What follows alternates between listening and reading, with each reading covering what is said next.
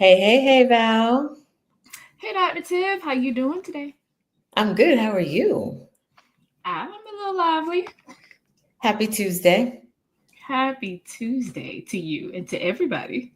Yes, we are back for another Tuesday talk. So if you have joined us right at the top of the episode, go ahead and share, invite somebody else to watch, invite somebody else to listen. Let them know that this is where you come to get your weekly dose of all things education. And it's great. It's a good time. Come join us for about 30 minutes and then you'll be on your merry way.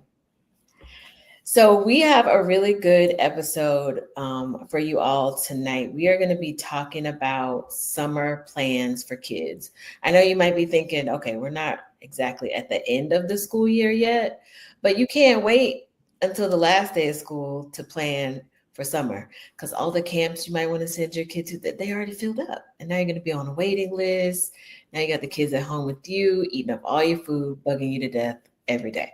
So, we wanted to get y'all thinking about summer plans early so you can go ahead and start putting some things in place.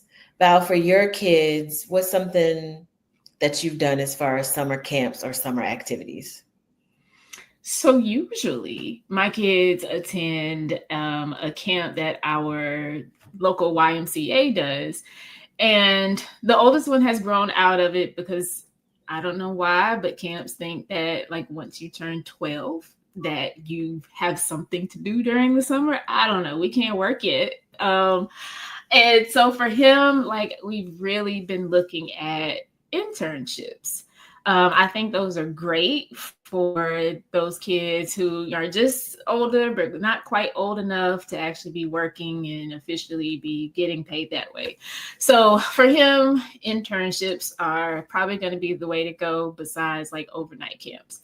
And then the youngest, unfortunately, has said he's tired of going to the Y camp.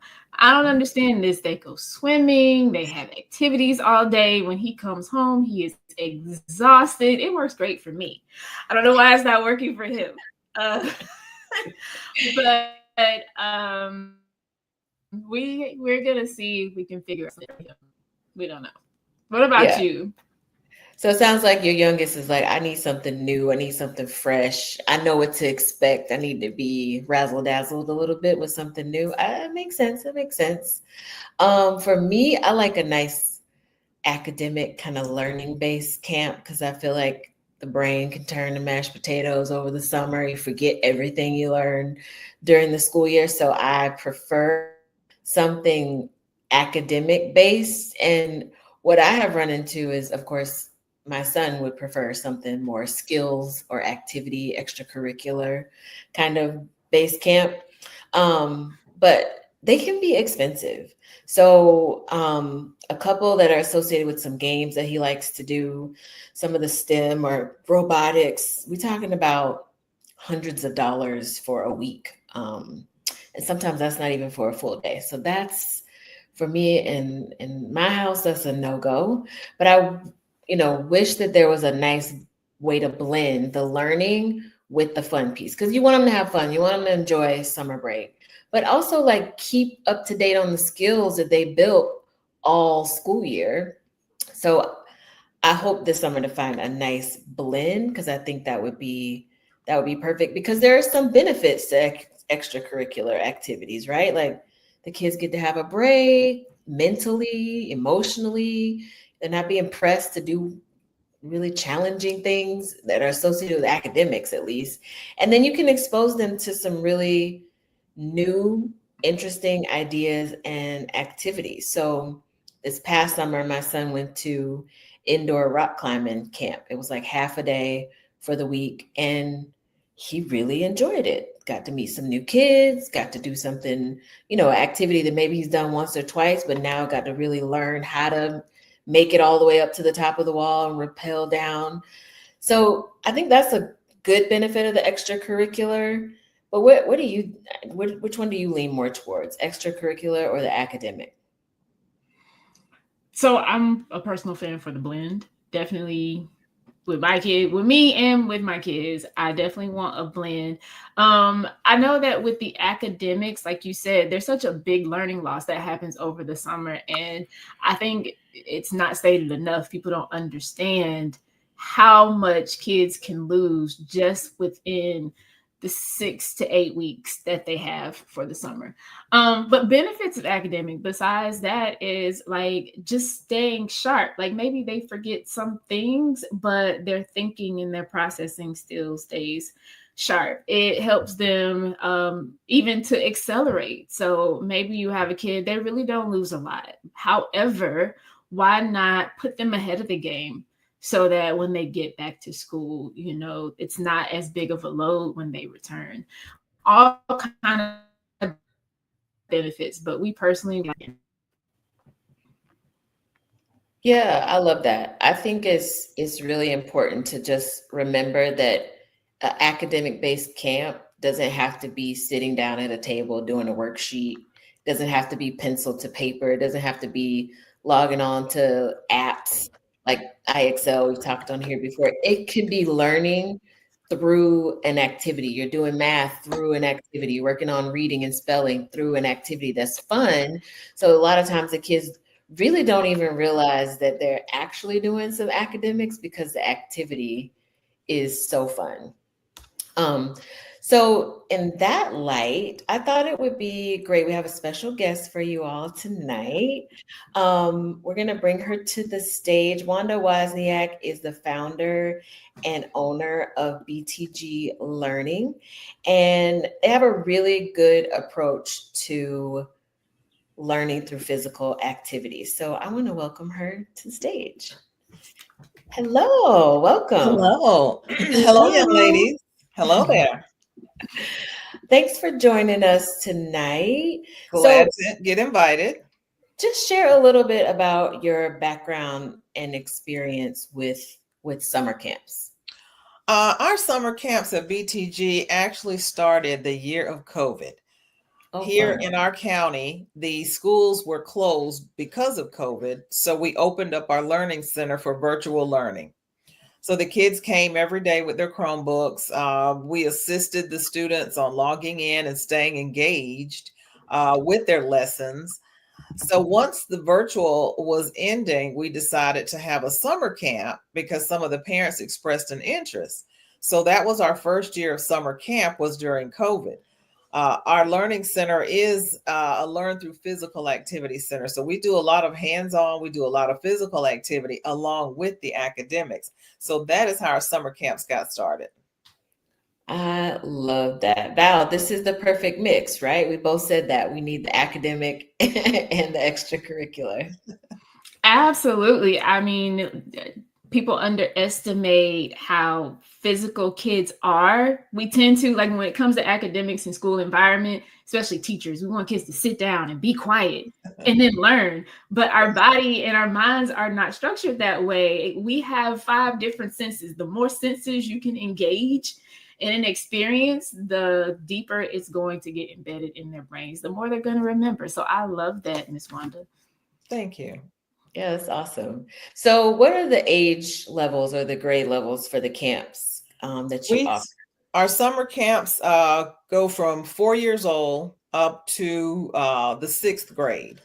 That's how we've done it the past 4 years. This will be our 5th summer camp this year. And we're extending that up to the middle grades because they don't have a lot to do in the summer either.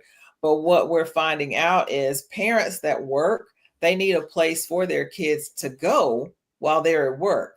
Some of the older kids can stay at home by themselves. So we didn't have a big population of middle school kids, but this year we're going to add a middle school camp where they can come in for a half a day, really for the academics and the athletic part of it. Oh, I love that. And that's something Val, you were just mentioning, like at age 12, maybe camps forget that those kids need and want something to do as well. And I like the option of a half day camp too, because if you have multiple kids, a weekly camp can start adding up real quick in the summer. So I like that half day option for the older kids as well. So what prompted you to even want to create a summer camp? Well, it started with just the learning center, the virtual learning option, and then the tutoring, because we're a tutoring center. The summer camp came about with parents asking and requesting that we have a summer camp for the kids because of what we did with virtual learning and with the tutoring with our Learn Through Physical Activity. That's how the summer camp came into being. So we started planning it that first year, and it has done really well ever since. I love that. I love that your center is already based on learning through physical activity. So really, you're just carrying the core of your center into a summer camp based. Exactly. Yeah, I love that. So tell us like what a typical week might look like in the summer. I know sometimes camps might have themes, they might go on, I don't know, some outing or something like Val mentioned, they go swimming, all this stuff. So give us just a little peek into maybe a week at camp at BTG. Okay. Up until this point, we have not had themes. This year, we're going to approach having themes by the week. So up until this point, the camp looks like this. The kids get dropped off around 7 a.m., most of them. The actual lessons don't start until 9. We do a half a day of lessons, meaning we do ELA and we do math along with the physical activity. Small groups of those kids are taken out on our bus to go to an outside facility or a gym where they're also getting that same lesson, but now they're getting it through basketball, soccer, or football. They come back to the center, and that's where the worksheet part comes in. In the afternoons, we have arts and crafts, and we have STEM projects, and we also invite local businesses that do Zumba or that do magic tricks or do STEM projects. We invite them to come in the afternoon. That's Monday through Thursday. Every Friday, there's a field trip. We take the kids somewhere local, even if it's to the movie theater or the bowling alley. We are situated where we can get to Sky Zone very quickly, and they love going to Sky Zone. So every Friday, there's a field trip. And that's about how a typical day looks. I love that, Val. That's like checking the boxes, right? It is. I just wish she was in my area. I mean, I don't know. We might have to think about some things. So as I'm hearing about all this fabulousness happening, I couldn't imagine why a parent wouldn't want their kid to be involved in something like this over the summer. Like it's perfect. And I know that you kind of started this during COVID and it just kind of evolved from there, but you already had the Learning Center. What was your background with summer camps before you decided to do it for COVID? Did your kids go to summer camp? Did you go to a summer camp? My background with summer camps was very limited.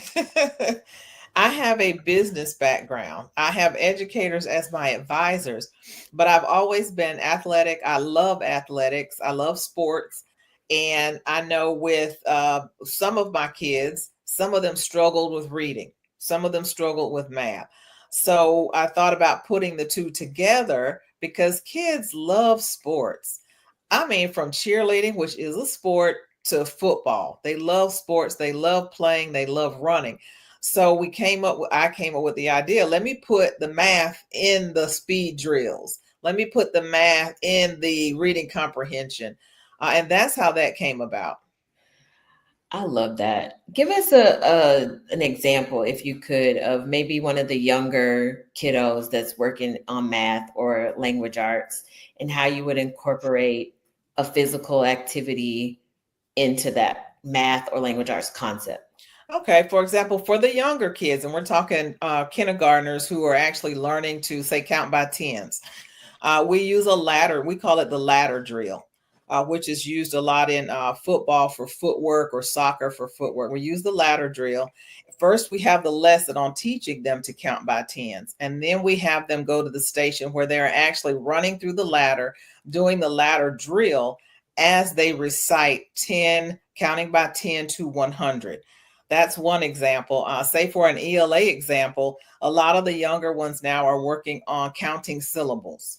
We use that same ladder drill, but now they are stepping through that ladder as they count the syllables of the word that is given to them. So those are two simple drills that we do use. For some of the older kids, a lot of our kids have trouble with fractions. So one of the drills for some of the, and I say older, meaning third, fourth, and fifth graders, that say they like football. So we have a field that we will toss a football to them. How many catches did you make? We toss 10 balls. How many catches did you make? How many out of 10? So now we're working on that fraction. So we go through things like that with the older kids to work on fractions.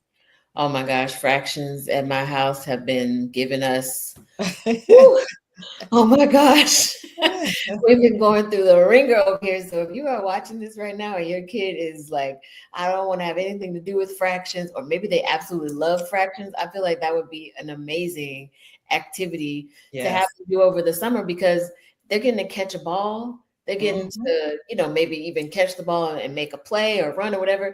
And then you're incorporating that math part into it. So that is really, really awesome. Yes. You know my heart's happy over here. My little math heart is just fluttering, because I mean, it's not just your household, Dr. Tiffany. As a tutor myself, a private tutor, you know how many requests I get for, so I focus on 6th grade and up, but I get like the most requests from 3rd, 4th, and 5th grade, and 4th and 5th, especially for the fraction part, because it is a struggle for kids out here. It is. So that's good. That's great. Yeah, I love that. What about the older kids? I know you said you're expanding to middle school this summer. So I know sometimes middle schools, they might be like, oh, I'm too old to go to camp. They think it's like for younger kids, younger siblings, if they have some. So how do you keep the middle schoolers, the 5th and 6th and 7th graders engaged? Well, and that's another thing. Most of them don't want to come because they feel they're too old to go to camp. But when you put the sports aspect in it, that's where you grab their interest. And once you grab the interest, you can throw some math in there and they won't even know it. You can throw some reading comp in there and they won't even know it. If you got to come up with a play, you have to write it up. Now we have the writing component. So that's what drives the middle school age, because they don't want to come to camp. But if you put it to them with sports, athletics, that's where their interests lie, and that's where you catch them at. You just got to throw the academics in there with it. I love that. And I like that you have a good balance between the physical activity piece, and then you said you have part of the day where they are sitting down doing some worksheet work, and then moving into some arts and crafts, having some of the special guests come in to do fun, interesting things, so they have something different throughout the entire day. And then definitely something to look forward to for the entire week with that field trip at the end. So what has been some of the feedback you've gotten from parents? Some of the feedback from parents is very positive. All the kids that we have had in our summer camps, the parents enjoy it, the kids enjoy it, and the parents tell us, well, they want to come back. They want to come back. So I have repeat customers every year for the camp. And then we have new customers. This is March, and I've had a couple of parents already call and say, hey, I want my child to come to your summer camp, but I don't see how to register yet.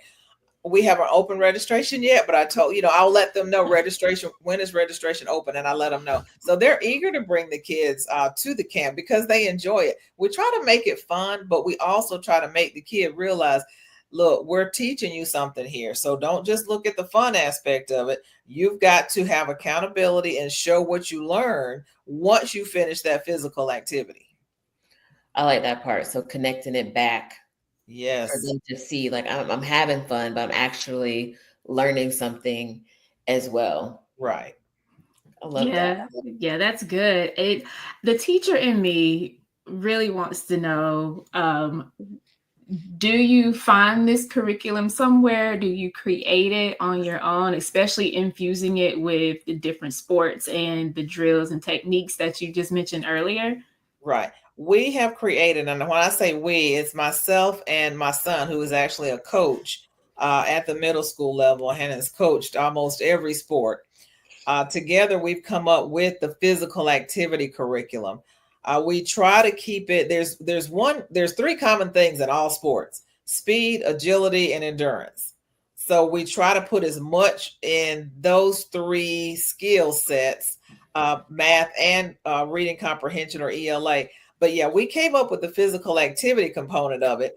The academic part of it, we try to do what the schools are doing. Not on the same time schedule, but there are standards for every state. So we are in Georgia, so we go by the Georgia standards. So we try to make sure we're covering the Georgia standards with all of the curriculum that we've created. I love that. So that gives something for the parents to know that this isn't just, some fly by the night thing that you just came up with, but there's research and time invested into the Georgia standards and where that is connecting to the physical activity piece. I think that gives a lot of validity to what you're doing in your summer camps. Yes. I love that. I love that. So in the feedback that you've gotten from the parents, the feedback that you get from the kids, what are some things that you've learned over the years where you've been doing summer camps that maybe cause you to adjust your approach to how you're designing your summer camp? The one thing that we really did that was beneficial was when we first started, we were not measuring. We were just holding camp that first year. After that, at the end of camp, we as a team discussed, well, did anybody learn anything? Mm-hmm. And it's like, well, can you answer the question? Well, we can say it just because we monitored the kids. So after that year, we instituted before camp starts, we give all kids a formal assessment to see where they are in math and ELA. And then at the end of camp, we assess them again to see if we have any growth. So that is what we've seen over the years and that we've changed during the camp.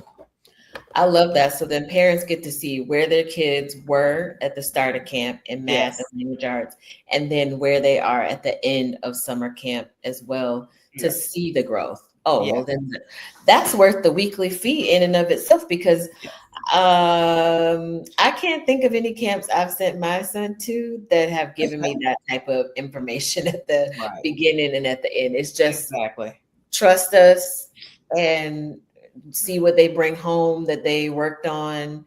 And that's how you get to quantify what they have learned. But that really, again, goes back to the validity of what you're doing. You're connecting it to the standards. You're giving that pre and post test assessment.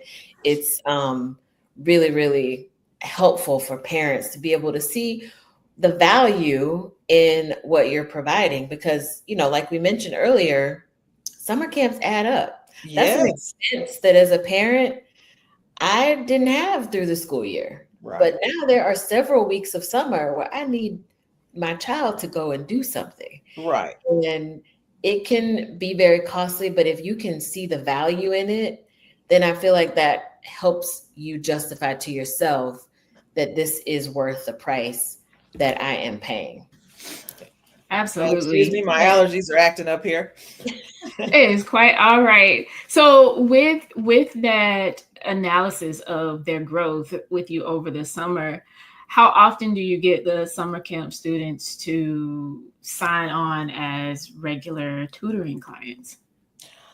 That maybe about 30%. That number is relatively low. We're working on that to have them come in for tutoring once the school year starts.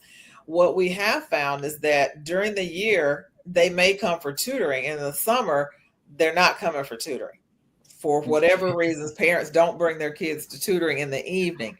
But after summer camp is over, we keep in contact with parents through text message or email to just let them know, hey, we're here for you if you see that your child needs a tutor.